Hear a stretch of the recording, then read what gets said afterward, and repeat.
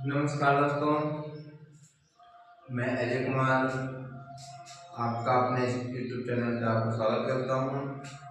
दोस्तों, इसके पहले की वीडियो में हम पढ़ रहे थे नंबर सिस्टम, संख्या पद्धति पढ़ रहे थे। जो इसके पहले की वीडियो में हम इसका लास्ट चैप्टर विविध प्रश्नावली को समाप्त कर चुके हैं। आज नया चैप्टर है बहुपद। बहुपद बहुपद को इन्हें बोलते हैं पॉलिनोमियल। आज हम पढ़ेंगे बहुपद यानी कि पॉलिनोमियल। दोस्तों, इस वीडियो में आज हम पढ़ेंगे इस बहुपद का बेसिक चीजें, यानी कि बहुपद क्या है या कितने प्रकार का होता है, बहुपद की घात क्या होती है और बहुपद का मानक रूप क्या होता है, या बहुपद के चर क्या होते हैं, अचर क्या होते हैं।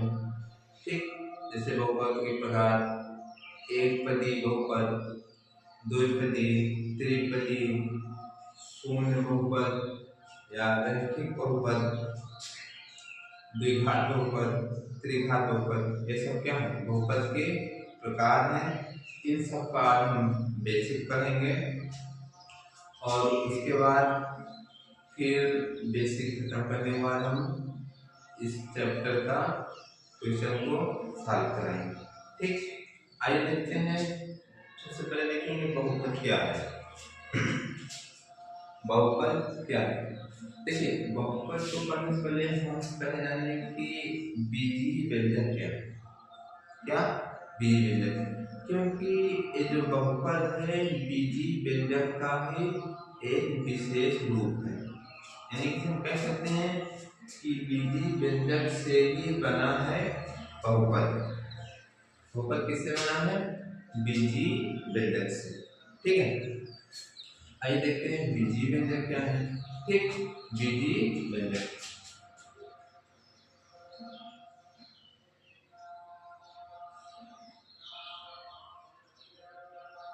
बीजीय व्यंजक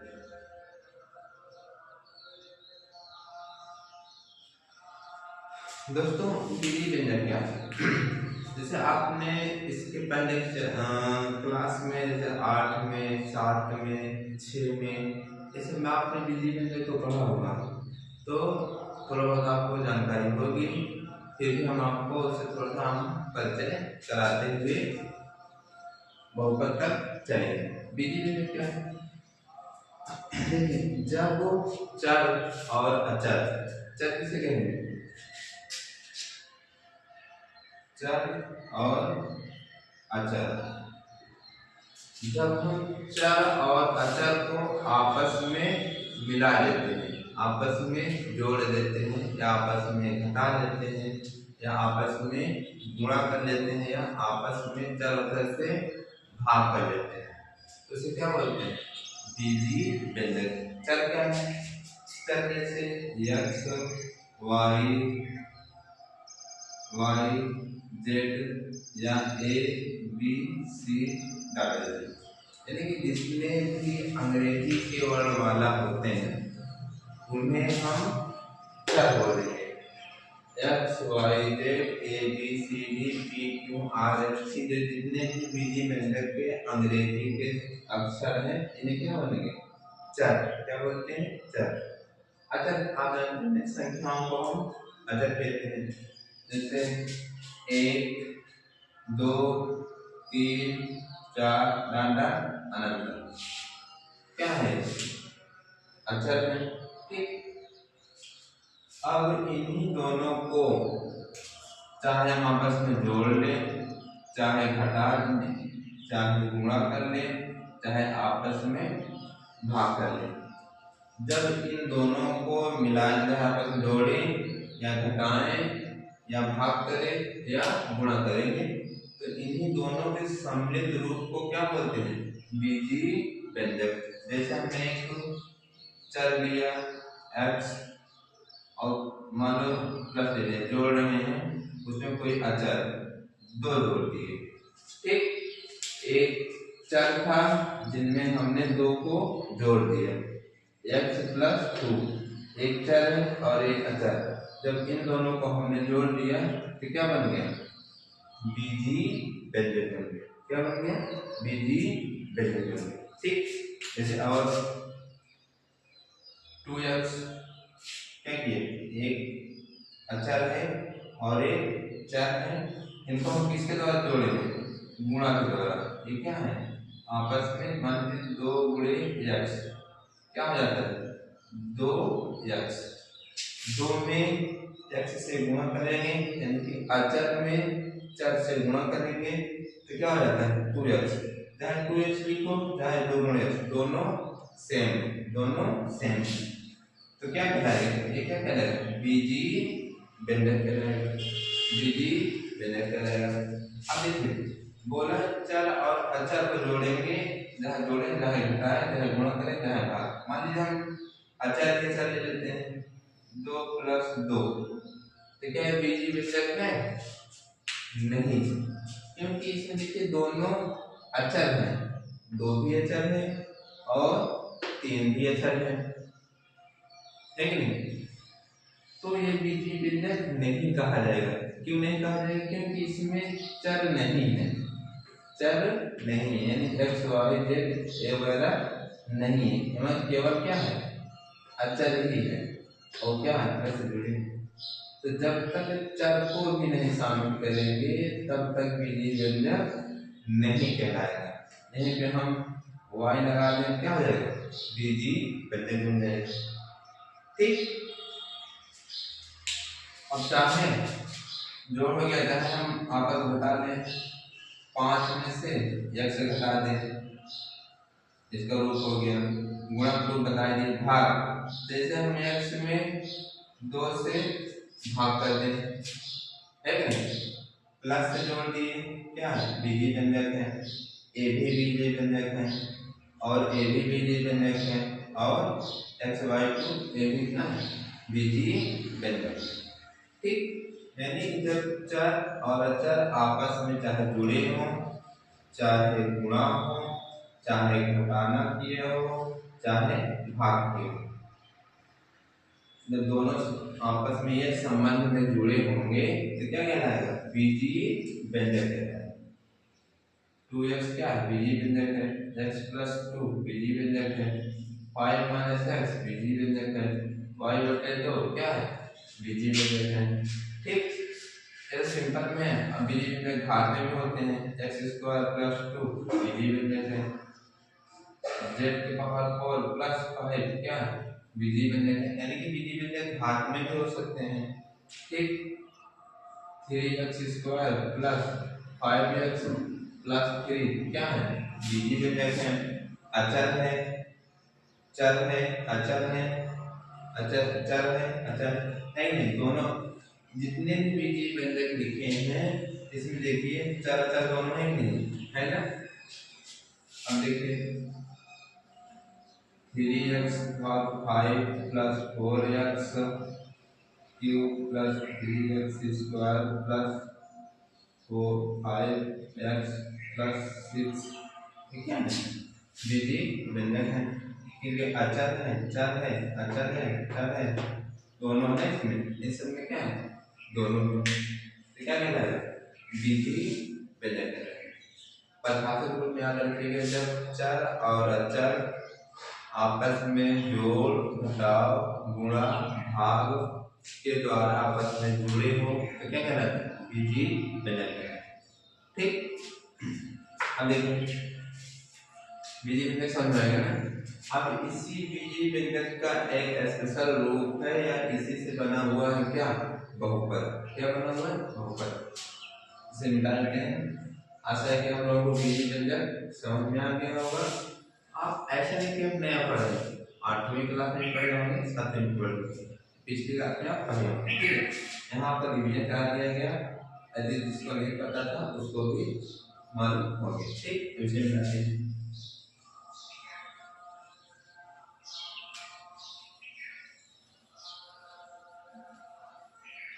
यदि आज आप परिभाषा जानना चाहते हैं तो परिभाषा के लिए जब चर और अचर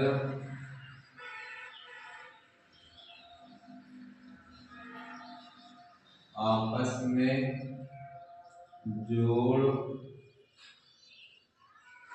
घटाव गुणा भाग द्वारा जुड़े हों तो उसे बीजीय व्यंजक कहते हैं। ठीक, जैसे में लिख लीजिए, जैसे x+2 y-3 5 इंटू एक्स या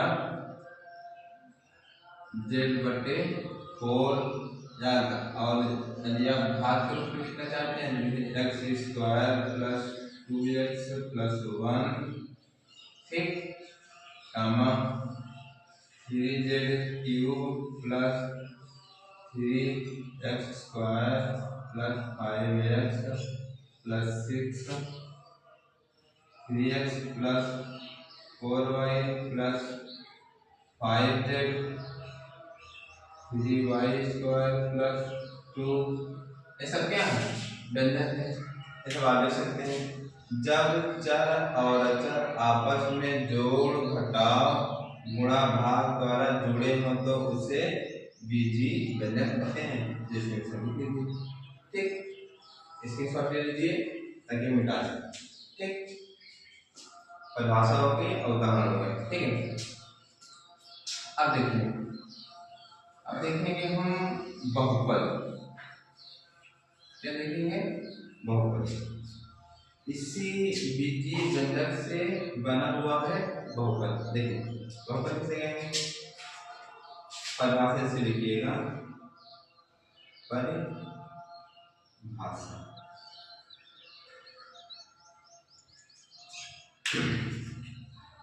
जब या ऐसे ऐसे बीजीय व्यंजक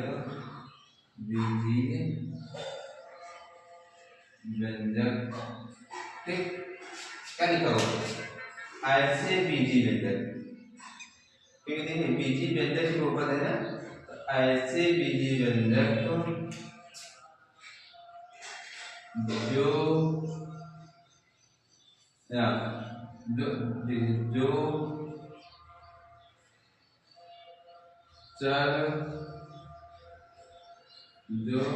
चर और अचर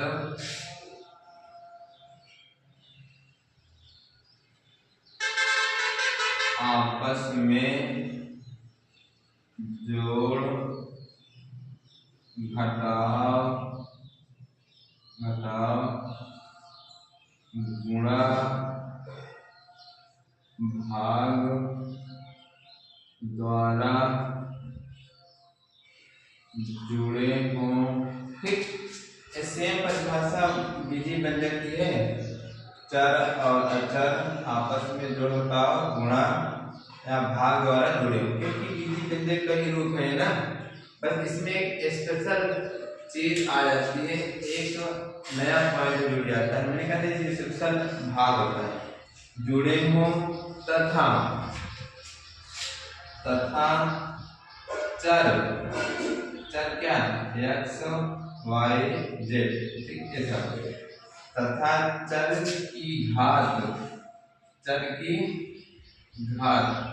मैंने भी बताया था ना कि बहुपद में घात वाले घटक 3x² 4x² है, घात वाले भी था ना।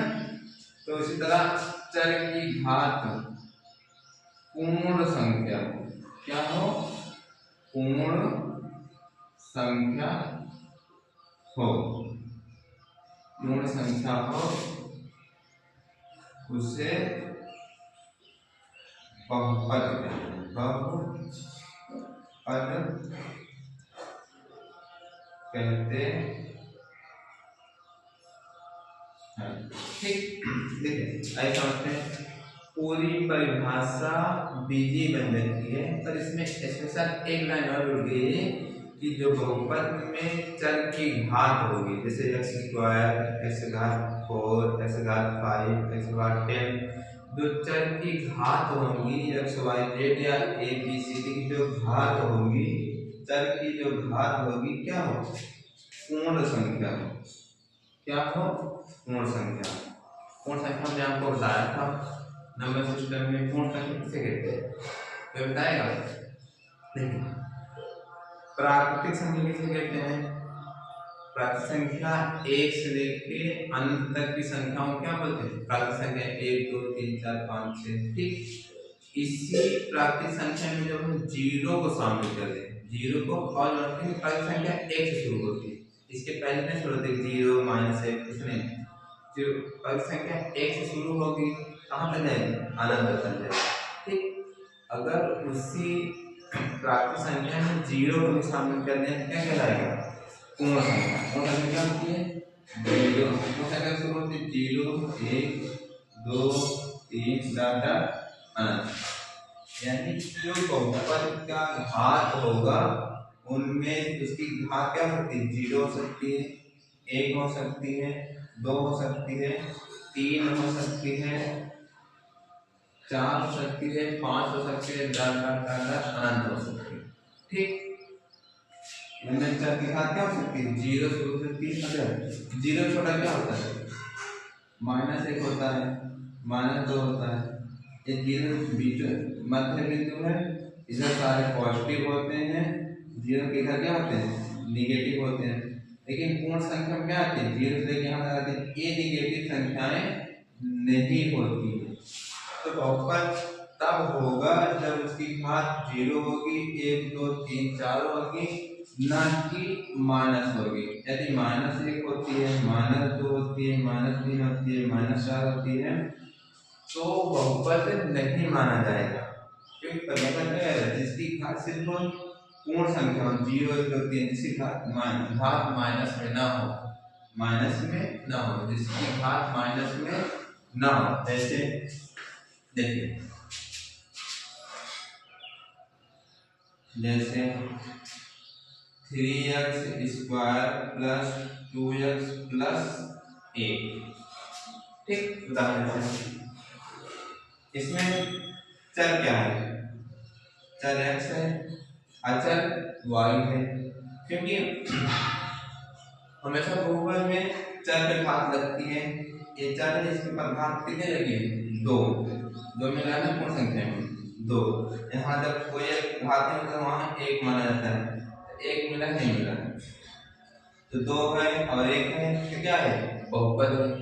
यदि x घात -2 हो जाए प्लस 5x घात -5 हो जाए, तो क्या बहुपद होगा, नहीं होगा। क्योंकि ये बहुपद कहता है कि जो चर की घात है वो माइनस में नहीं होनी चाहिए, हमेशा चर की घात क्या होनी चाहिए, प्लस में होनी चाहिए, या 0 हो सकती है। 3x स्क्वायर 0 प्लस 4x, ये क्या बहुपद है, क्योंकि क्या घात क्या हो सकते हैं, 0 से लेकर 1 2 3 अनंत हो सकती है, लेकिन माइनस नहीं हो सकती। और क्या नहीं हो सकती, किसी का अंडर रूट नहीं होगा।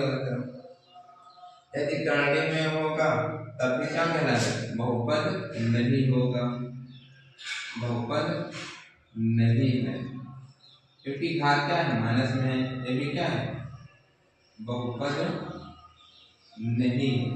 ठीक, बहुपद की जब घात 0 1 2 3 4 होगी तभी मानी जाएगी। यदि घात माइनस में है या करने में है तो बहुपद नहीं माना जाएगा। समझ आएगा, एक समझा करते हैं कि ये बहुपद नहीं होगा। बहुपद वही होगा जिसकी घात पॉजिटिव होगी या शून्य होगी। जैसे 3x square plus 2x plus 5, ऐसा क्या है, क्योंकि घात पॉजिटिव है, पॉजिटिव है, पॉजिटिव है, पॉजिटिव है, और कोई करणी के रूप में ना हो। यानी कि करणी मान क्या होता है, मैंने बताया था। करणी मान होता है जैसे x ऊपर अंडर लगा हुआ है, इसका मतलब होता है करणी मान होता है इस अंडर का मान था आधा, यानी कि x घात 2, चाहे x घात 1/2 लिखिए, चाहे x घात चाहे अंडर रूट लगाइए। इस अंडर रूट मान क्या होता है 1/2, यानी कि आप x घात 3/2 नहीं लगा सकते हैं, x घात 4/5/2 नहीं कर सकते हैं, क्योंकि हमेशा क्या है एक पूर्ण संख्या होगी, घात बटे के रूप में ना हो, बटे के रूप में ना हो, और न तो माइनस में हो, न ही करणी में। ठीक है, बहुपद में इन तीन रूप में घात नहीं होनी चाहिए, न तो बटे में, न तो करणी के रूप में, और न तो माइनस के रूप में। ठीक, लिख लीजिए, इसके साथ ले लीजिए। ठीक,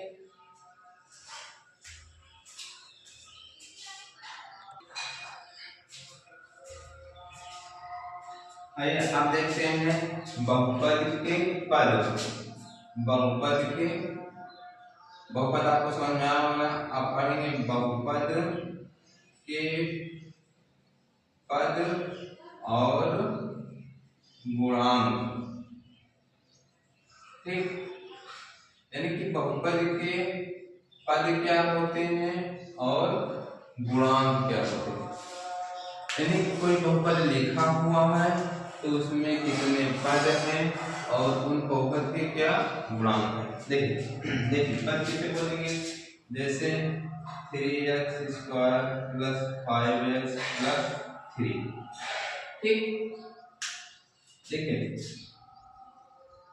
इसमें देखिए आगे चल के पढ़ाएंगे बहुपद कितने प्रकार के होते हैं तो समझ में आएगा। देखिए ये क्या है 3x², ये क्या है, ये बहुपद के पद हैं।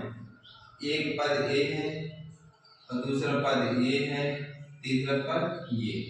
ठीक, जब बहुपद में प्लस या माइनस से जब कोई पद अलग हुआ होता है तो वे क्या कहते हैं, पद कहलाते हैं। जैसे इस बहुपद में कितने पद हैं, 1 2 3, कितने पद हैं 1 2 3।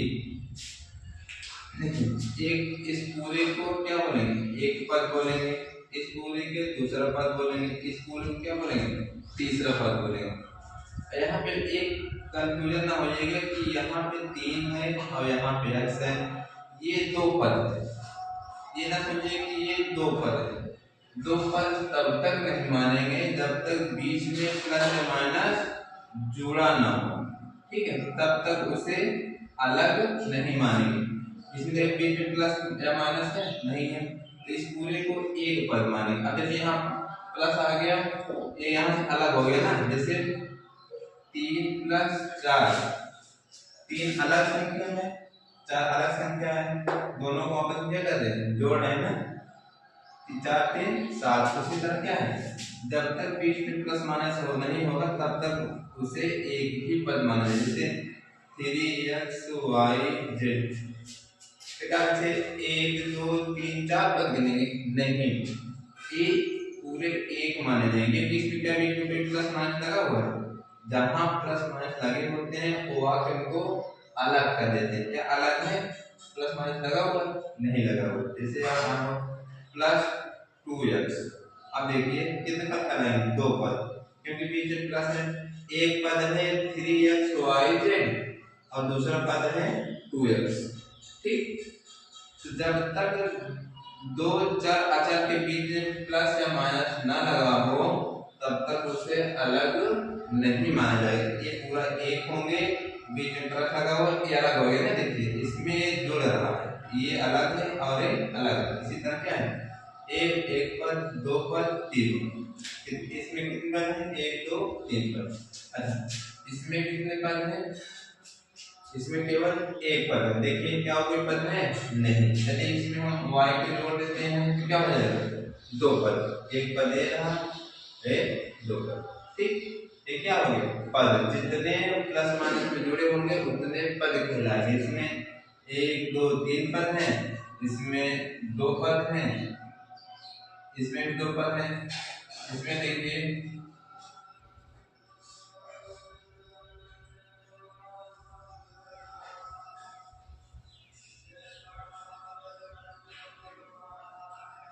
इसमें कितने पद?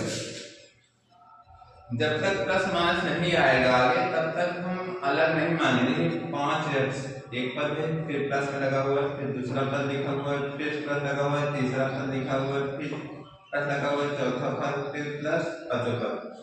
एक पद, दो पद, तीन पद, चार पद और पांच पद। कितने पद हैं? पांच पद। देखिए 2abc plus 4xy plus 3zy कितने पद है? ये यहाँ से यहाँ तक एक पद हुआ क्योंकि प्लस माइनस है, इंटू में है। एक पद ये हुआ, दूसरा पद और ये तीसरा पद। यानी जब तक दो पदों के बीच में प्लस माइनस नहीं लगा तब तक वो अलग नहीं माना जाएगा, वो एक ही माने जाएंगे। ये पूरा एक पद माना जाएगा, इतना एक इतना एक। ठीक तो ना, ये क्या हो गए? पद हो गए।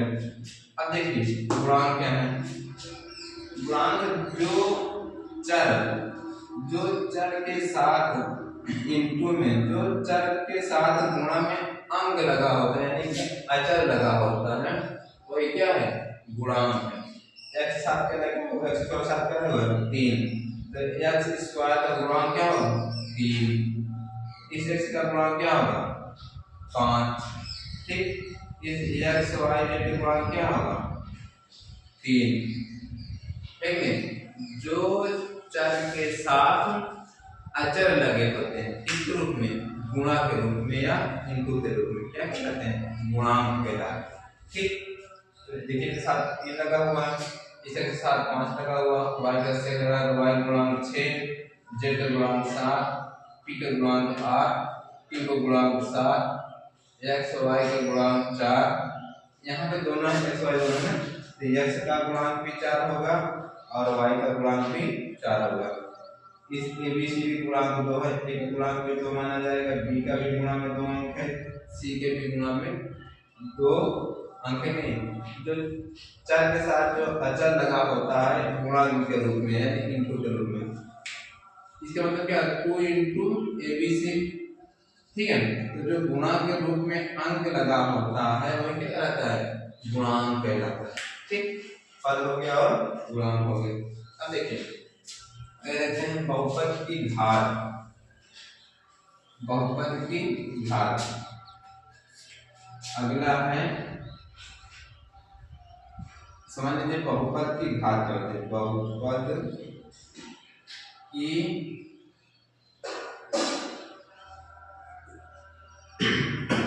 देखिए बहुपद की घात यानी कि कोई बहुपद लिखा हुआ है तो उसकी घात क्या मानी जाएगी? ठीक है, बहुपद क्या होते हैं?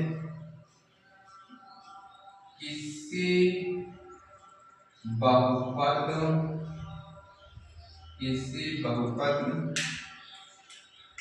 में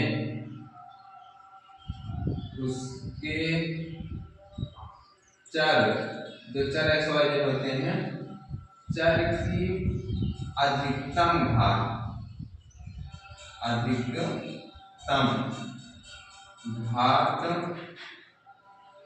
को बहुपद की घात कहते हैं।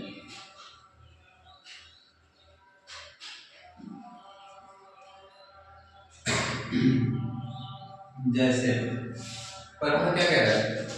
किसी बहुपद में उसके चर x y z चर की अधिकतम घात, यानी कोई बहुपद लिखा हुआ है उसमें जो सबसे बड़ी घात होगी, अधिकतम घात यानी सबसे बड़ी घात, लिख लीजिए सबसे बड़ी घात।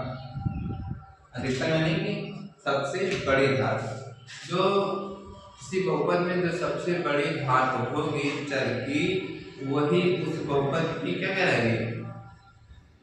घात कहलाएगी। जैसे ऐसा कहते हैं 3x पावर 5 प्लस 3z की power x, 3x power 3 minus 2x power 1 plus 3 ऐसे लिखा हुआ है।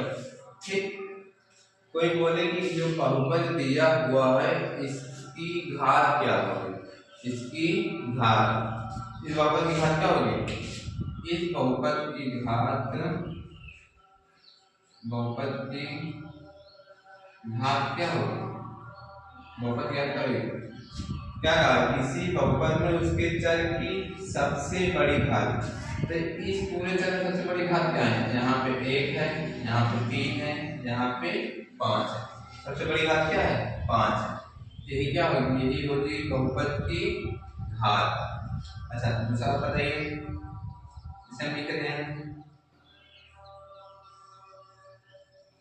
3y घात 5 प्लस 3y घात 2 प्लस 3y घात 10 प्लस 5।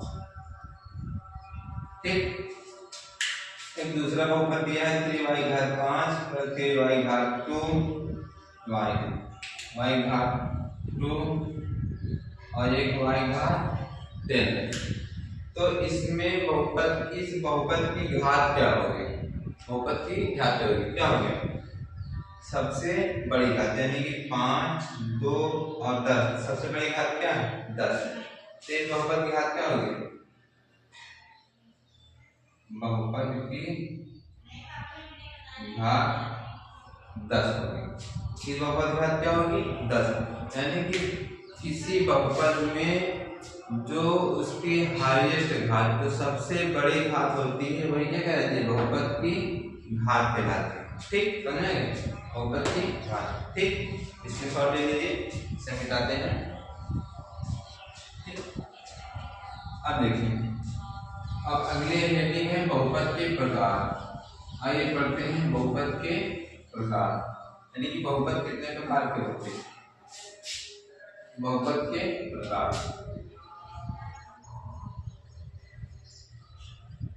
बहुपद के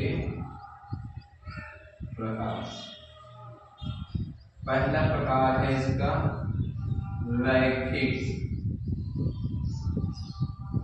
रैखिक बहुपद। पहला प्रकार है रैखिक बहुपद। रैखिक बहुपद क्या है, रैखिक मानेगा, रैखिक माने एक, ऐसे बहुपद जिसकी घात 1 हो, रैखिक, द्विघात, त्रिघात। एक घात बहुपद नहीं बोलेंगे, एक घात बहुपद को क्या बोलते हैं, रैखिक। जैसे आपने पढ़ा होगा रैखिक समीकरण, यानी कि जिसकी चर की घात 1 हो, एक घात क्या बोलते हैं रैखिक, द्विघात को द्विघात बोलते, त्रिघात को त्रिघात बोलते हैं। यहाँ ये नहीं लिखा था कि एक घात बहुपद, ठीक है, एक घात बहुपद को क्या बोला जाता है, रैखिक बहुपद। वह बहुपद जिसकी अधिकतम घात 1 हो क्या कहलाता है, रैखिक बहुपद। लिख देंगे, वह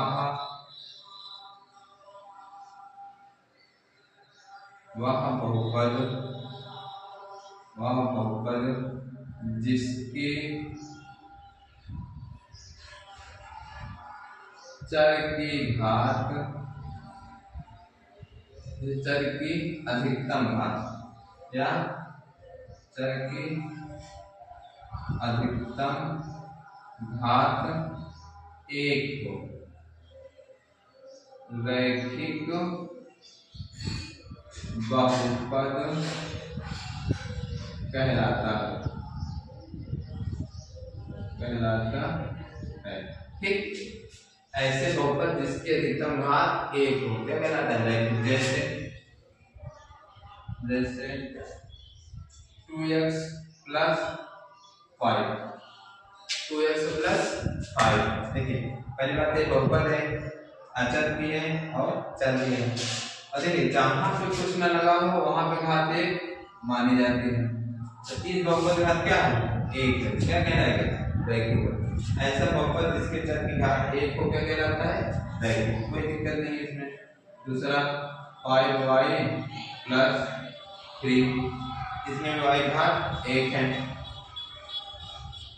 4a प्लस 2 क्या है, a की घात 1 है, 3b प्लस 5 b की घात कितनी है, 1 है, इसमें घात 1 है, 1 है, 1 है। ऐसा बहुपद जो जिसकी घात 1 हो क्या कहलाता है, रैखिक बहुपद कहलाता है। ठीक है, अब आगे देखते हैं, अब देखते हैं दूसरा है द्विघात बहुपद। इसे कहते हैं इसे लिख लीजिएगा द्विघात बहुपद। द्विघात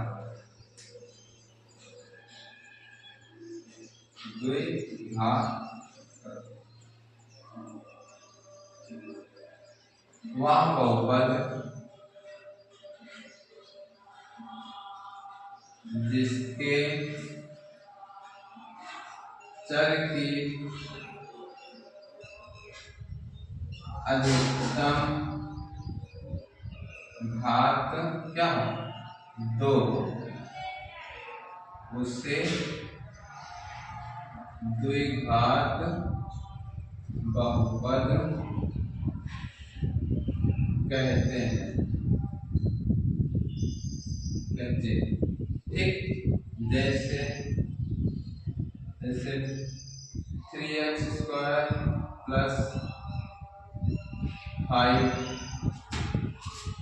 4y² प्लस 3 5x² प्लस 6। ठीक, देखिए इसके अधिकतम भाग कितनी है, 2 है, कितने हैं, 2 है, 2 है। ऐसे बहुपद जिसमें घात 2 दिख जाए वो क्या कहना है, द्विघात। सिंपल सी बात है, 2 में 2 घात जिसकी बहुपद घात 2, द्विघात। ठीक, समझे। अब अगला है त्रिघात। त्रिघात बहुपद,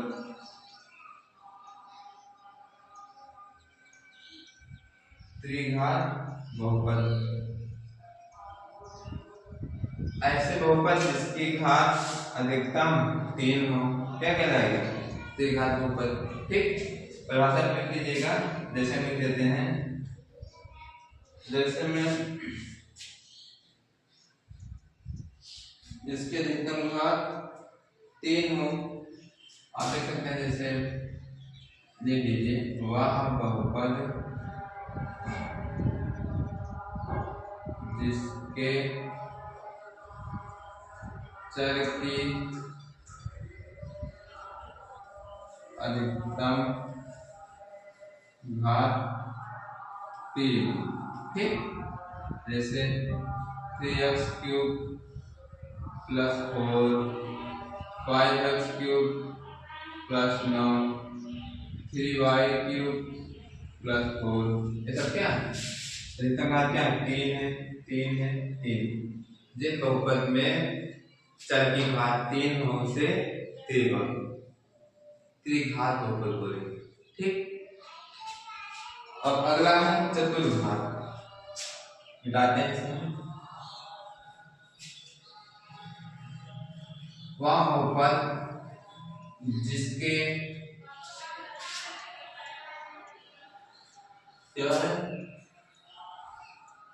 चतुर्थ घात।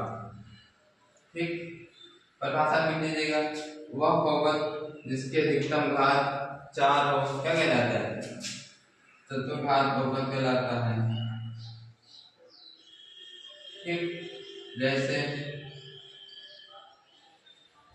3x⁴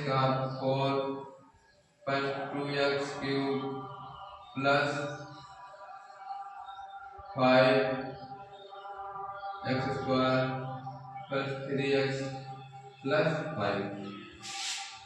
इस बहुपद में सबसे ज्यादा घात कौन है, सबसे बड़ी घात कौन सी है, कितनी है, 4। सबसे बड़ी घात क्या है, 4। अभी बताया था ना कि बहुपद की घात क्या कहते हैं, जिसकी सबसे बड़ी घात होगी वही बहुपद कहलाएगी। चतुर्घात क्या होगा, जिसकी सबसे बड़ी घात 4 हो, 1 है, 2 है, 3 है, 4, 4 से ज्यादा ना हो, 4 अगर 5 रहती है तो चतुर्घात नहीं कहलाएगा, वो पंचघात बहुपद कहलाएगा। यानी जिसकी कितनी घात होगी उतने चतुर्घात है, 4 घात, जिसमें 4 घात हो चतुर्घात, जिसमें 3 घात हो चतुर्घात बहुपद जिसमें दो घात हो तो एक घात ऊपर, ठीक है, ऐसे कर लीजिएगा, आप ले लीजिएगा। उसके बाद है n घातीय, क्या है n, अगर आप चौथा 1 2 3 पांचवा है n घातीय बहुपद, इसे समझ में लायक है, देखिए n घातीय यानी जैसे कि 1 घात 2 घात 3 घात 4 घात 5 घात 6 घात 7 घात 8 घात 9 ऐसे बढ़ते बढ़ते चले जाएगी n तक, कितने तक, n तक। वही कह रहा है कि ऐसे भाई कितने लिखेंगे, 4 5 6 7 8 9 10 100 200 500, ठीक है। उसी को बढ़ते हुए क्या बोलते हैं, उसी को n घातीय बोलते हैं, क्या बोलते हैं, n घातीय ऊपर में। इसमें क्या लिखेंगे,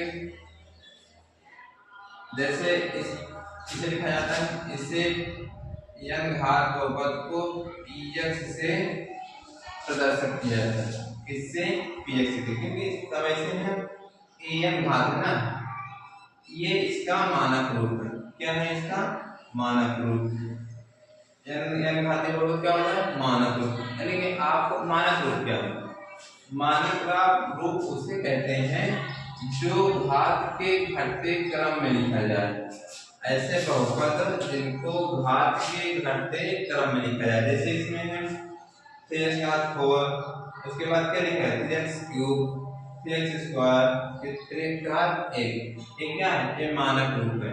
जैसे हम इसको पहले लिखते हैं 2x plus 3x square plus 4x 5 plus 3 घात 3 3x घात 3 प्लस 5 घात 8, तो क्या है, ये मानक रूप नहीं कहलाएगा, ये मानक रूप नहीं कहलाएगा। मानक रूप तब कहलाएगा जब वह घात के घटते क्रम में लिखा रहे, इसके घटते क्रम में, ये क्या होता है मानक रूप। मानक रूप बता देंगे, जैसे मानक रूप क्या है, एक होता है मानक रूप, बहुपद का मानक रूप, बहुपद का मानक रूप। यदि कोई कहे कि आपको कोई बहुपद है उसको मानक रूप नहीं, यह समझाते हैं, किसे बताते हैं, क्योंकि ये जो घात है मानक रूप में ही लिखा जाता है, इसलिए थोड़ा सा इसके पहले समझाते कि मानक रूप क्या है। जब बहुपद की घात को अवरोही क्रम यानी कि घटते क्रम में लिखा जाए, वही क्या कहलाता है, मानक रूप। बहुपद की घात को घटते क्रम में लिखने की क्रिया को मानक रूप कहते हैं, मानक रूप कहते हैं, ठीक। जब हम कोई बहुपद दिया है उसको सबसे पहले सबसे बड़ी घात लिखें, फिर उससे छोटी, फिर उससे छोटे, ऐसे घटते क्रम में लिखते चले जाएं, तो वो बहुपद किस रूप में लिखा हुआ है, मानक रूप। जैसे में लिखिए हम 5x घात 12 3x घात 10 2x घात 8 प्लस 3x घात 7 प्लस 2x घात 6 प्लस 5x घात 5, ऐसे कितने तक, जब तक 1 न हो जाए। 2x घात 3 4x घात 2 प्लस 2x घात 1 प्लस 5, दिखाई दे रहा है जी, दिखाई दे रहा है। जब जैसे सबसे बड़ा 12 है, फिर 10 है, फिर 8 है, फिर 7 है, फिर 6 है, 5 4 5 के बाद 3 2 1। उसके बाद यहाँ 5 के पास क्या हो गया, यहाँ पे घात 0 हो गई। क्या हो गई? 0 हो गई। और 1 के बाद क्या था? x की घात 0। लेकिन x की घात 0 के बाद क्या होता है? अभी हमने घातांक के नियम बताया है कि किसी भी संख्या का घात 0 लगाने पर क्या रहता है? उसका मान 1 होता है। तो x की घात 0 के स्थान में क्या लिखते हैं? उसका मान क्या हो गया? 1। 5 × 1 यानी 5 × 5। ठीक, यहाँ भी x की घात 0। समझ में आया? ठीक, तो घटते क्रम में मैंने तो जो बहुपद की घात का घटते क्रम होता है वह क्या कहलाता है? मानक रूप कहलाता है। ठीक, करना है मानक रूप। अब देखते हैं, और अब देखिए यहाँ देखें n घातीय बहुपद को हम क्या लिखते हैं? px से प्रदर्शित करते हैं। किससे करते हैं? px से प्रदर्शित करते हैं। इसे कैसे लिखते हैं? देखिए इसे हम लिखते हैं, इसे लिखते हैं a x की पावर n प्लस a, यहाँ पे a 0 रहता है, ये a1 रहता है, और x की पावर n माइनस 1, फिर लिखेंगे a2 x की पावर n माइनस 2, फिर a3 x power n minus 3, फिर plus a4 x power n minus 4, ऐसे डालना है। ठीक, आप समझ में? देखिए आप देख पा रहे होंगे इसमें n की घात घट रही है। क्या है? n की घात घट रही है। देखिए क्योंकि देखिए यहाँ n से 1 कम, उससे 2 कम, उससे 3 कम, जैसे देखिए ना 10 से 12 से 1 कम होगा ना, उसके बाद 1 कम होगा, उसके बाद 1 कम होगा। ठीक है, तो इसे हम क्रम लिख देते हैं। यहाँ पर लिख देते हैं 11। ठीक, 11 10 9 8 7 6 5 4 3 plus 3x 2 plus 6x 1 plus 3। ठीक, इससे 1 कम, इससे 1 कम, इससे 1 कम, इससे 1 कम, ऐसे ही नहीं। इसी तरह देखें, यहाँ मान लेते हैं हम 10 मान लेते हैं, 10 में से 1 घटेगा, फिर 2, फिर 3, फिर 4, एक घटते क्रम में है कि नहीं है? अब देखिए ये 0, चाहे आप इसे भी लिख सकते हैं घटते क्रम में n minus 1, n minus 2, n minus 3, n minus 4 ऐसे डालता है। ठीक है, जहाँ a0 an minus 1 an minus 2 an minus 3 डालकर क्या है? अचर है। क्या है? अचर। ये क्या कहलाएंगे? आपको ये बहुपद के गुणांक या अचर, जैसे यहाँ पे x का गुणांक कितना है? 5 है ना, तो क्या है? अचर है ना, तो वही क्या है? x का गुणांक है, x का एक गुणांक है। यहाँ नहीं देखते जहाँ a0 a माइनस 1 क्या है?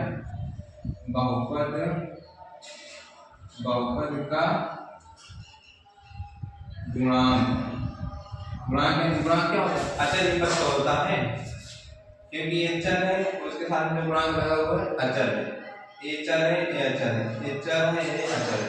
तो चाहे अचर बोलिए या बहुपद का, अरे बहुपद गुणांक क्या होता है? अचर ही तो होता है, जहाँ a1 ये सब क्या है?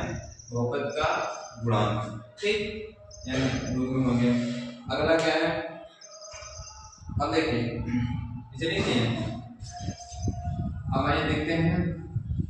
अभी जो बता रहे थे एक पदी बहुपद कितने हो गए? बहुत से छठवां है एक पदीय बहुपद। एक पदीय बहुपद वह बहुपद जिसमें केवल एक पद है। इसी तरह बताया था, जैसे 2x क्या है, एक पद है। 5 क्या है, एक पद है। ठीक, 5z क्या है, एक पद है। इसमें क्या कोई प्लस माइनस से आगे जुड़ा हुआ है? नहीं जुड़ा है। ए भी एक है, ए भी एक है, एक। ऐसे बहुपद जिनमें पदों की संख्या केवल एक हो, केवल एक ही पद, क्या कहलाता है? एक पदी बहुपद। ठीक, उसके बाद है आपका द्विपदी बहुपद, इसे लिख लीजिए हटा। सातवां है द्विपदीय बहुपद। ऐसे बहुपद जिसमें पदों की संख्या दो हो, जैसे 2x plus Y, 2x plus Y क्या कह रहा है, एक पद दो पद। या 4x plus 3, 4x plus 3, 5y plus 4। ठीक है, एक पद में एक पद होगा, एक पद एक, इसमें भी एक पद है, इसमें ये दो पद, 2x plus Y, 4x plus 3, 5y plus 4, इसमें दो पद है, दो पद। ऐसे बहुपद जिसमें दो बहुपद होंगे, जिसमें दो पद होंगे उसे क्या कहलाएंगे? द्विपदी। जिसमें एक पद होंगे, एक पदी। अगला है आपका त्रिपदी। आठवां है त्रिपदी। त्रिपदी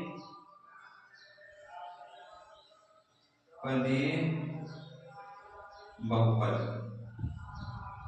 त्रिपदी बहुपद। ऐसे बहुपद जिसमें पदों की संख्या तीन हो, क्या कह रहे हैं? त्रिपदी। जैसे 3x स्क्वायर प्लस 2x दो पद है, एक पद लगा दीजिए, त्रिपदी। एक पद दो पद तीन पद। दूसरा लिख लीजिए 5x square minus 2x plus 4, कितने पद है? एक पद, फिर माइनस लगा हुआ है, दूसरा पद, फिर प्लस लगा हुआ है, 4। एक पद दो पद तीन पद, एक पद दो पदी त्रिपदी। ठीक, कितने होंगे? त्रिपदी। समझ में गया? तो चलिए बिल्कुल सरल सा है। अगला है शून्य बहुपद। क्या है? शून्य बहुपद। ऐसा बहुपद जिसका गुणांक शून्य हो। शून्य बहुपद।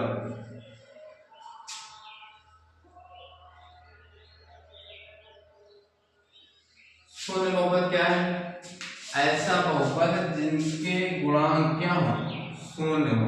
क्या कहलाता है? शून्य बहुपद। जैसे मान लीजिए x स्क्वायर है, इसका गुणांक 0 हो, x का गुणांक 0 हो। ठीक, जिनके चर का गुणांक क्या हो? शून्य हो, क्या कहलाता है? शून्य बहुपद। ठीक है, किसी संख्या में किसी भी अचर चर में 0 से गुणा होने पर क्या हो जाता है? 0 हो जाता है। ये भी क्या हो जाएगा? 0 हो जाएगा। क्या होगा? 0।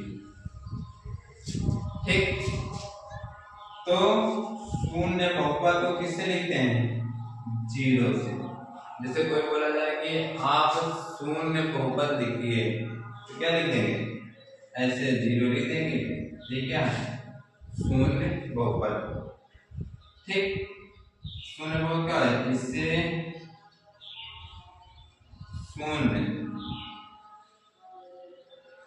शून्य से प्रदर्शित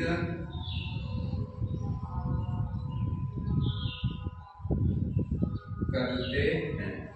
ठीक, इसको हम आपको समझाए हैं कि यदि x स्क्वायर गुणांक शून्य है, क्या हो जाएगा? कुल में क्या आएगा? शून्य। तो वही कह रहा है शून्य बहुपद को किससे प्रदर्शित करते हैं? जीरो से या शून्य से। जैसे कोई बोला जाए कि आप शून्य बहुपद लिखिए, क्या लिखेंगे?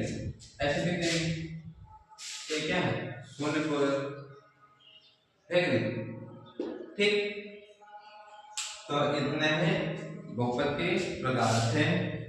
तो दोस्तों आज हमने इस बहुपद का जो बेसिक था सब पढ़ा दिए। बहुपद क्या होते हैं, उनके प्रकार क्या होते हैं, बहुपद का मानक रूप क्या है, बहुपद के गुणांक क्या होते हैं, ठीक, बहुपद की घात क्या होती है, ठीक है, उनके प्रकार ये सब हम आपको आज बता दिए हैं। अब इस चैप्टर का सवाल जो होगा, जो प्रश्न होंगे उसको हम अगले वीडियो में सॉल्व करवाएंगे, ठीक।